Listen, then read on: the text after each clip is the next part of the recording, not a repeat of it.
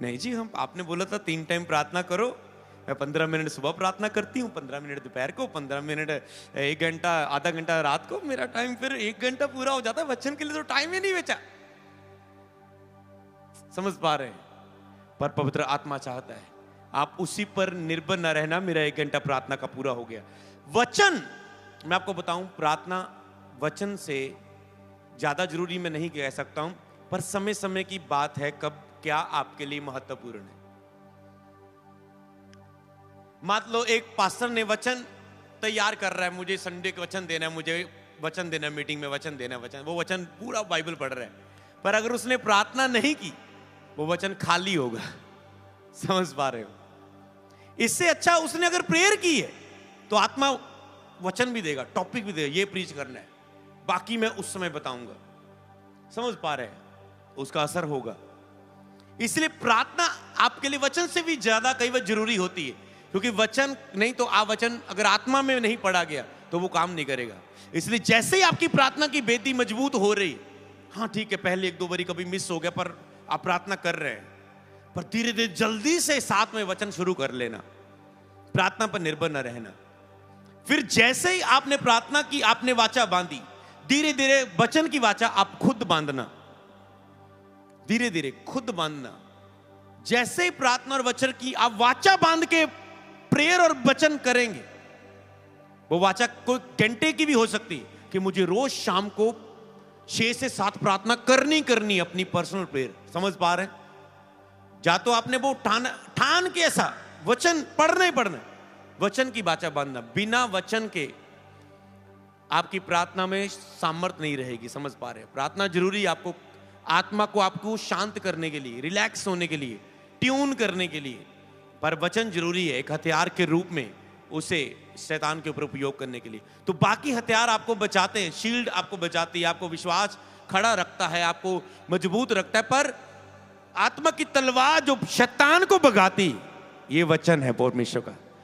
समझ पा रहे हैं? अगर आपको भगाना है शैतान, आप 1 घंटे की प्रार्थना कर रहे हैं, वो शिक्षा सुनी आपने बीते समय में कि 1 घंटे की प्रार्थना आपकी केवल सुरक्षा के लिए, सुरक्षा के लिए जो कहते हैं 1 घंटे की प्रार्थना, पर दुष्ट आत्मा वही रहेगी। हो सकता है बीमारियां वही हैं, हालात वही है, प्रॉब्लम्स वही है। अगर आपने उससे भगाना है, उस 1 घंटे की प्रार्थना में के साथ 1 घंटा वचन जोड़ दो, आप भगा दोगे शैतान को यीशु के नाम में। हालेलुया! आप भगा दोगे शैतान को। सुन रहे हो ऑनलाइन? तो दिन में 3 टाइम 1 घंटा प्रार्थना के साथ साथ आपको वचन में भी खड़े होना है। वचन की वाचा आप पर्सनल अपनी कैपेसिटी के अनुसार बांधे जितना आपका है, पर आपको इसके बिना, अगर आप केवल बचना चाहते हैं तो वो ठीक है, आपको बचा के रखा। यीशु ने कहा, क्या तुम 1 घड़ी भी मेरे साथ जाग नहीं पाए पतरस? चलो, वो प्रार्थना में गिरे, वो शैतान के द्वारा गिराए गए, हालात के द्वारा गाए गए, नींद हावी थी, जीत नहीं पाए शरीर की अभिलाषाओं पर और शैतान पर। तो 1 घंटे की प्रार्थना वो आपको सुरक्षित रख रही है, साथ में वचन ऐड करो। लोग 1 घंटे की प्रार्थना करते, प्रभु 91 जबूर पूरा क्यों नहीं हुआ? अरे 1 घंटे की प्रार्थना केवल तेरी सुरक्षा के लिए, शैतान भगाने के लिए नहीं। 1 घंटा तो आत्मा में आने पर लग जाता है। 15 मिनट सुबह तुम उठे, पर 15 मिनट शाम तक तुम बस बचाए हुआ तेरा है। अगर तुम सुबह की वो फायर में आ जाओ, नहीं, तो उसको तुझे आगे लेके जाना है। अपनी प्रेयर 1 घंटे से आगे बढ़ना है, आत्मा में प्रवेश करना है, आगे बढ़ना है। वो 15 मिनट कम से कम वाला है, तो आपको आगे बढ़ना है। समझ पाए कलीसिया? अगर ये नहीं है, संबंध सही नहीं है, तो कुछ भी नहीं। इसलिए अलर्ट रहना। तब शैतान उसके पास से चला गया। देखो, स्वर्गदूत उसकी सेवा करने लगे। अगर लास्ट इन वचनों को, हम 3 वचनों को पढ़ें, तो यहां पर प्रकाशित वाक्य 1:16 में क्या लिखा है? लिखे, वह अपने दाहिने हाथ में 7 तार लिए हुए था, 7 तारे लिए हुए था, और उसके मुख से तेज दोधारी, उसके मुख से तेज दोधारी तलवार निकलती थी और उसका मुंह ऐसा प्रज्वलित था जैसे सूर्य कड़ी धूप के समय चमकता था। जहां पर प्रकाशित वाक्य में यूहन्ना बता रहा है कि जब उसने यीशु के बारे में दर्शन पाया, यीशु के उस आगमन के बारे में, उसके आने के बारे में, उसकी सामर्थ के बारे में, उसके ताकत के बारे में वो बता रहा है। वो कह रहा है उसके मुख से तेज दोधारी तलवार निकली। यीशु के मुंह से क्या निकली? तलवार। उसके मुंह से तलवार निकली। वो किस तलवार की बात कर रहा है? वो तलवार, उसने कहा जो बाइबल में लिखा है आत्मा की तलवार, परमेश्वर का वचन है, ले लो वो तलवार। तो यीशु के मुंह से क्या निकली? तलवार, मतलब परमेश्वर का वचन। क्योंकि यीशु का मुंह तेज दोधारी तलवार से, वचन से भरा हुआ है। हालेलुया। इब्रानिया 4:12 में लिखा है क्योंकि परमेश्वर का वचन जीवित, प्रबल और हर एक दोधारी तलवार से भी बहुत चोखा है, प्राण और आत्मा को, गांठ गांठ और गूंदे गूंदे को अलग करके आर पार छेदता है और मन की भावना और विचारों को जांचता है। वचन ही है जो अंदर आत्मा में काम करता है। अंदरूनी मनुष्य है ना, सारा लास्ट वाला, अंदर वाला जो फर्स्ट कह सकते हो आत्मा, वहां पर वचन छेदता है, काम करता है। गांठ गांठ प्राण को, आत्मा को, गूदे गूदे को अलग करके आर पार छेदता है, मन की भावना और विचारों को जांचता है। वचन ही आपके मन को, विचारों को कंट्रोल में रखता है, जांचता है, सही करता है, आपको शुद्ध बनाता है परमेश्वर के सामने। हालेलुया। तो इफिसियां 6 की 10 से 18 लास्ट आयत है, लिखे इसलिए प्रभु में और उसकी शक्ति के प्रभाव में बलवंत बनो। अपने पड़ोसी को बोलो बलवंत बन, प्रभु की शक्ति के प्रभाव में बलवंत बन। ओके, कैसे बलवंत बनना है? तैयार हो आज बलवंत बनने के लिए? वचन कहता है परमेश्वर के सारे हथियार बांध लो कि तुम शैतान की युक्तियों के सामने खड़े रह सको। यहां पर सारे कुछ हथियार बताने जा रहा है। कहता अगर खड़े रहना है ना शैतान के सामने, ये हथियार बांध लो। अगर लड़ना है तो कहता मैं आगे बताता हूं। ओके, खड़े रह सको। खड़े रहने के लिए क्या कहता है? क्योंकि हमारा ये मल्ल युद्ध लहू और मांस से नहीं परंतु प्रधानों और अधिकारियों से, इस संसार के अधिकारियों और हाकिमों से और उस दुष्ट की आत्मिक सेना से जो आकाश में। कहता तेरा युद्ध किसी व्यक्ति के साथ नहीं कि तेरा कोई व्यक्ति ने तेरे लूट लिया, तेरे साथ ये कर लिया, वो हो गया, वो। तेरा युद्ध शैतान से। तेरा युद्ध बीमारी से नहीं है, तेरा युद्ध शैतान से जो इसके पीछे है। समझ पा रहे? तेरा युद्ध आत्मिक है। कई बार तुम शारीरिक रूप में हैंडल करते हो परिस्थितियों को, पर आत्मा में फाइट नहीं करते। सबसे बड़ी मूर्खता का काम होता है। शरीर में जब लड़ने लग जाते हो अपने हालातों के लिए, पर यह युद्ध हमारा आत्मिक है, बाइबल में लिखा है। इसलिए परमेश्वर के सारे हथियार बांध लो कि बुरे दिनों का सामना कर सको और सब कुछ पूरा करके स्थिर रह सको। बुरे दिनों का कहता है सामना कर सको, सारे हथियार बांध लो। यहां पर भी वो सामने करने की बात कर रहा है कि सामना कर सको, सारे हथियार बांध लो। तो कौन से हथियार है? कहते सत्य से अपनी कमर कसकर, धार्मिकता की जिलम पहनकर, पांव में मेल मिलाप का सुसमाचार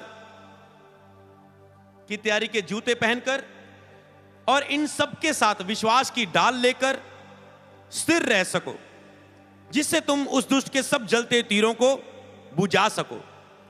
कहते दुष्ट के जितने भी जलते तीर है, विश्वास से, सुसमाचार से, सत्य से, धार्मिकता की जिलम पहन के, पवित्रता में खड़े होके, सच्चाई के वचन पर खड़े होके, कहता है ऐसे सत्य से, धार्मिकता से, पवित्रता में खड़े होकर, सुसमाचार की तैयारी के जूते पहनकर, विश्वास की डाल लेकर, ताकि तुम उसकी तीरों को बुझा सको, और उद्धार का टोप, आत्मा की तलवार जो परमेश्वर का वचन है। एंड में कहता है आत्मा की तलवार जो परमेश्वर का वचन है।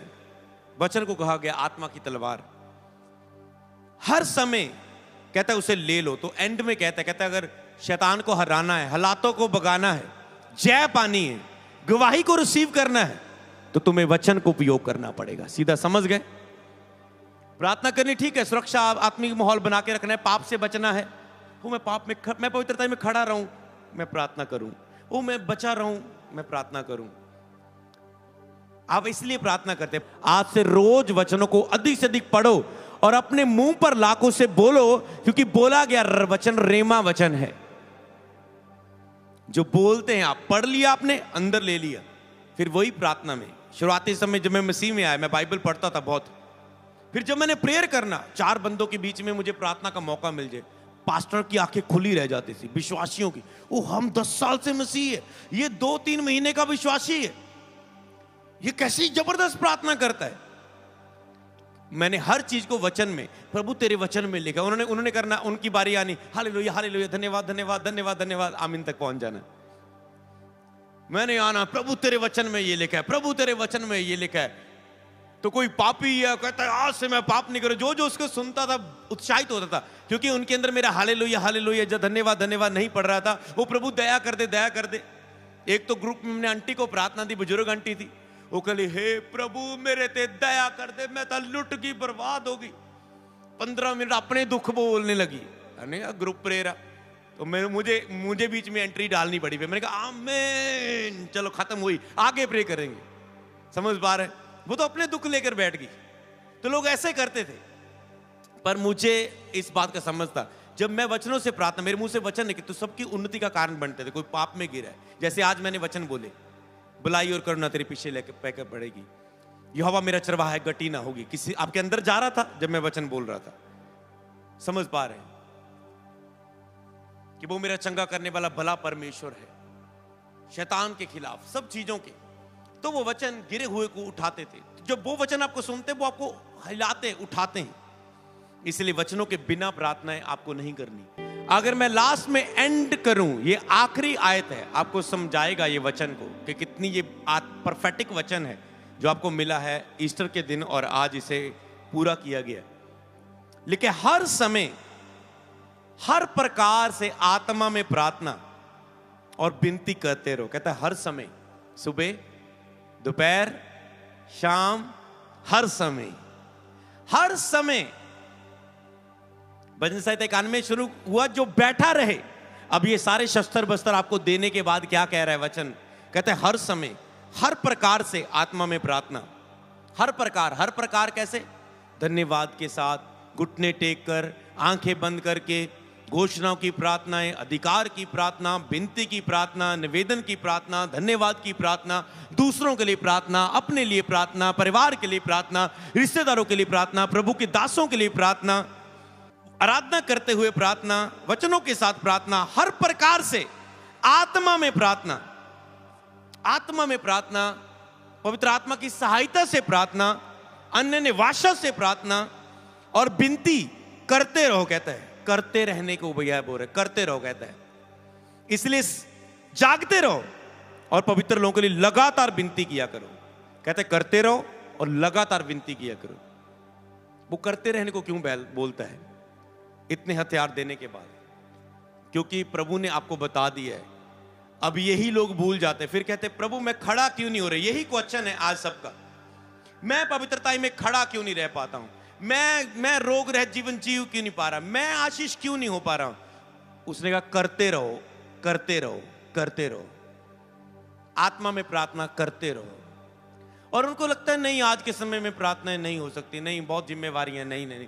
आप बहाने बना जितने मर्जी बना लो, बहाने वचन नहीं बदलने वाला, वो मसीह के लिए नहीं बदलने वाला। उसने कहा करते रहने में।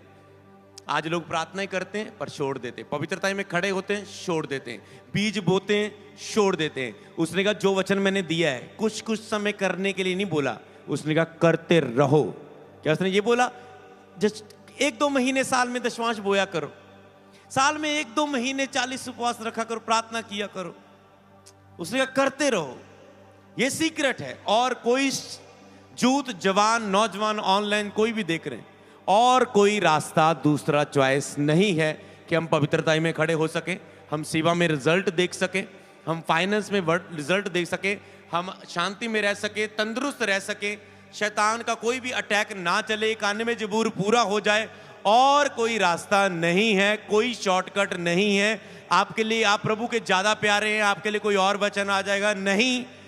करते रहने पर आपको अपनी लाइफ लेकर आनी ही पड़ेगी। प्रार्थनाएं करते रहना, बाइबल पढ़ते रहना, बीज बोते रहना, चर्च आते रहना। जब ये छोड़ोगे आप गिरोगे, अटैक्स आएंगे, प्रॉब्लम्स आएंगी। तो अब आज आपको ठानना है कि करते रहने पर इस साल खड़े होना है या नहीं। अगर ये साल रिजल्ट देखना है, फास्ट ग्रोइंग देखनी है तो जो सुना है आज इसे करते रहना, आप फास्ट ग्रोइंग का हिस्सा होंगे यीशु के नाम में। सबको जय मसीह की। मैं जतिन बब्बर और आप देख रहे हैं मसीह परिवार चैनल। जैसे कि आप सब जानते हैं कि मैं इस चैनल पे प्रभु के अलग अलग दासों की वीडियोस डालता हूं, तो अगर आपको हमारा चैनल अच्छा लगता है तो आप इस चैनल को ज़्यादा से ज़्यादा सब्सक्राइब जरूर करें, ताकि आप प्रभु के वचन को सुन सके। वीडियोस को ज़्यादा से ज़्यादा शेयर करें ताकि जिन लोगों तक वचन नहीं पहुंचा उन तक भी वचन पहुंच सके। सबको जय मसीह की। एक बार मैं आपसे दोबारा कहूँगा कि इस चैनल को सब्सक्राइब जरूर करें और वीडियोस को ज़्यादा से ज़्यादा शेयर करें। जय मसीह की।